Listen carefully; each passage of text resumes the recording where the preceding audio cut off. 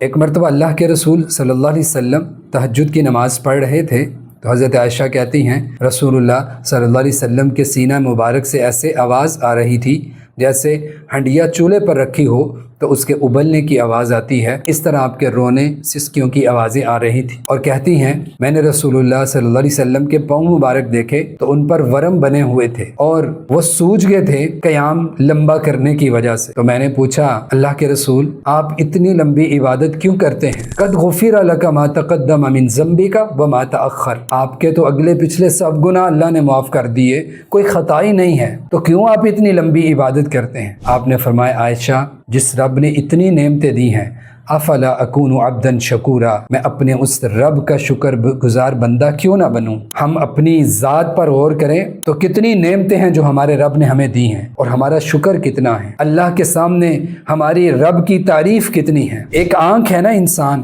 اپنی آنکھ کو یوں کر کے بند کر لیں یا ایک پٹی باندھ لے وقتی طور پہ تو آپ چل کے دکھائیں، نہ آسانی سے چل سکتے ہیں، نہ کچھ پکڑ سکتے ہیں، نہ دیکھ سکتے ہیں، نہ آپ کے احساسات باقی رہیں گے، کوئی چیز برقرار نہیں رہے گی۔ یہ ایک نعمت ہے اور اس کی نعمتوں میں سے زبان، ہاتھ، پاؤں، کان، کتنی نعمتیں ہیں۔ وَإِن تَعُدُّوا نِعْمَةَ اللَّهِ لَا تُحْصُوهَا، اگر تم شمار کرنا چاہو تو اس کی نعمتوں کو گن نہیں سکتے، اس لیے بے حساب اللہ کا شکر ادا کیا کریں کہ رب تیرا کرم ہے، تیری نعمتیں بے شمار ہیں، ہم تیرا شکر نہیں ادا کر سکتے۔ الحمدللہ، تمام تعریفیں اللہ کے لیے ہیں، کثرت سے اس جملے کو پڑھا کریں، اللہ کا شکر اپنے الفاظ میں چاہے ادا کریں لیکن اس کو یاد رکھیں لَإِن شَكَرْتُمْ لَأَزِيدَنَّكُمْ، اگر تم شکر کرو گے تو وہ تمہیں زیادہ دے گا۔